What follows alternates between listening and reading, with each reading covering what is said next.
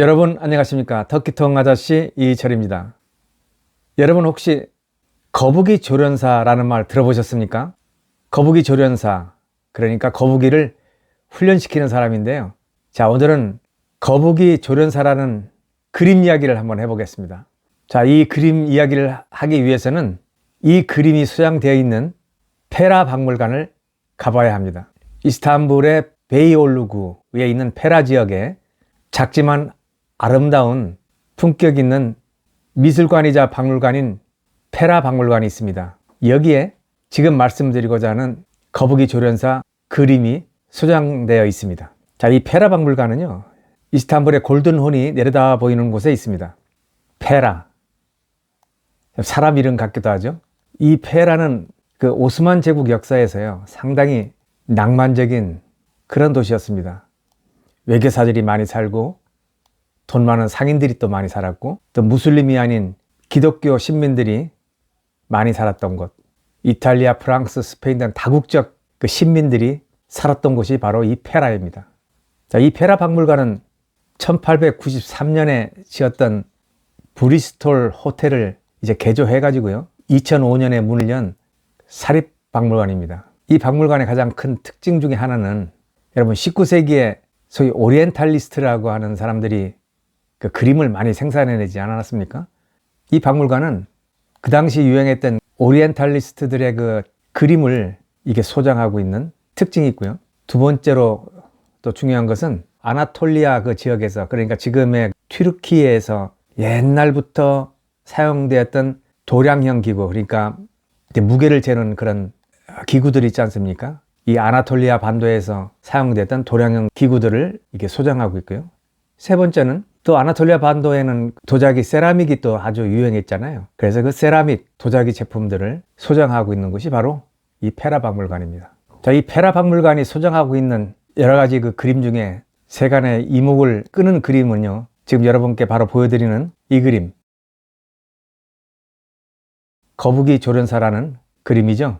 이 거북이 조련사라는 이 그림을 그린 사람은 오스만 함디베이라는 화가였습니다. 오스만 함디베이는 오스만 제국 말기에 지금으로 얘기하면 신지식인이었습니다. 그 당시 학문과 패션의 중심지였던 파리에서 공부를 했고요. 튀르키예에 돌아와서는 현재 이스탄불 고고학 박물관의 관장을 역임했고, 이스탄불 예술 아카데미를 설립한 사람이었습니다. 이분이 설립했던 이스탄불 예술 아카데미는 현재 미마르 신한 예술대학으로 변모했습니다. 자, 그럼 그림 속으로 한번 들어가 보겠습니다.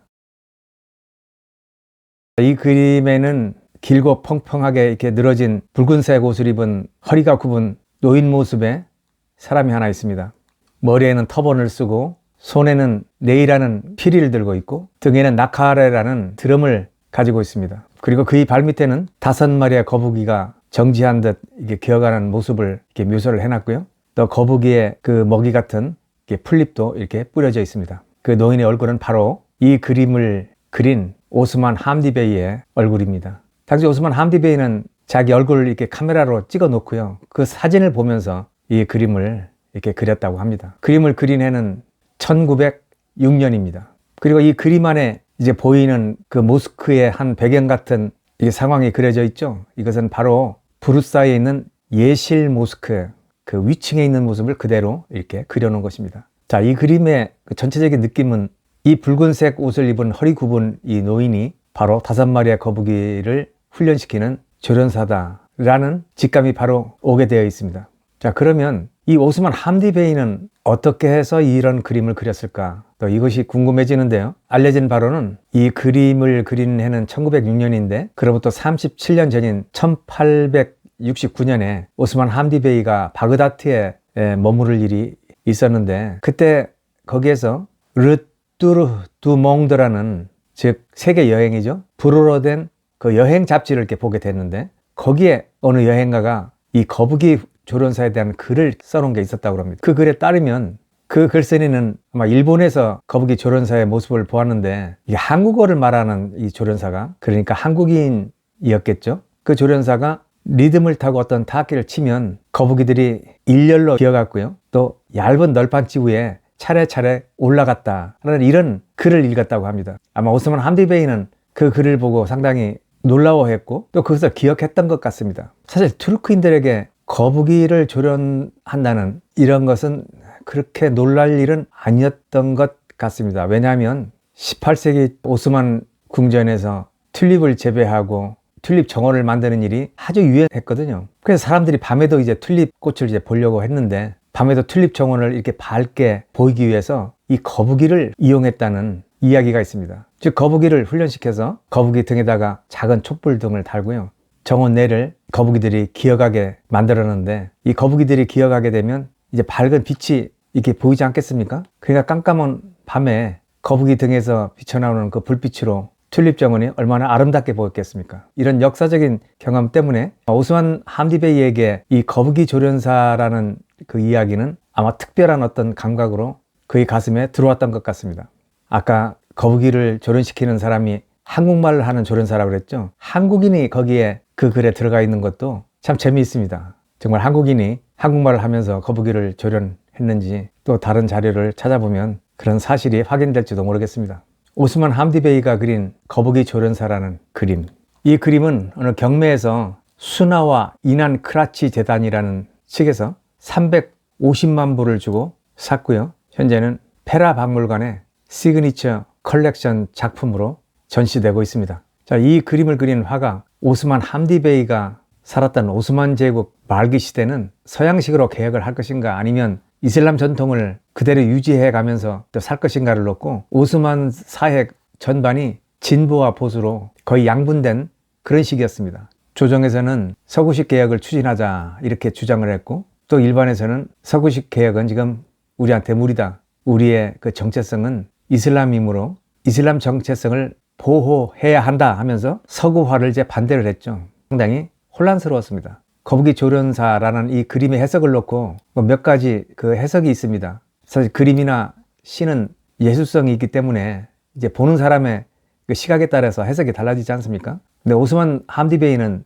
그 당시에 파리에서 최고 수준의 그 교육을 받은 그 지성인이었고 따라서 자기 조국인 오스만 제국의 서구화가 빨리 진행되기를 바랬던 인물이었는지도 모르겠습니다. 그런 맥락에서 이 그림을 해석하는 일부 시각은요. 자, 계획은 참 어렵다. 쉽지 않은 것이다. 그리고 인내가 필요하다. 라는 이 사회적 메시지가 있다고 이렇게 보는 시각도 있습니다. 자, 이런 시각에서 보면 그 거북이 조련사는 이제 통치자나 조정의 어떤 엘리트가 되겠죠. 그리고 거북이는 이제 일반 시민들, 서구화를 추진하는 것은 참 어려운데 이것을 추진하기 위해서는 이 거북이를 조련하듯 이렇게 시간을 가지고 인내를 가지고 천천히 해야 한다라는 메시지를 그 당시 오스만 사회에 전달하려고 했던 것 같습니다.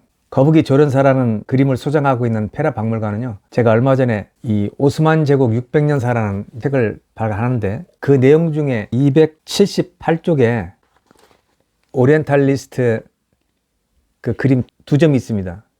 이거 아주 유명한 그림인데 이 원본도 페라 박물관이 소장하고 있습니다. 그래서 저는 이 그림을 제 책에 담기 위해서 페라 박물관 측에 요청을 했고요. 페라 박물관 측이 저의 요청을 수락해줘서 그 소중한 그림 2점을 제 책에 담았습니다. 저는 개인적으로 참 영광이었고요.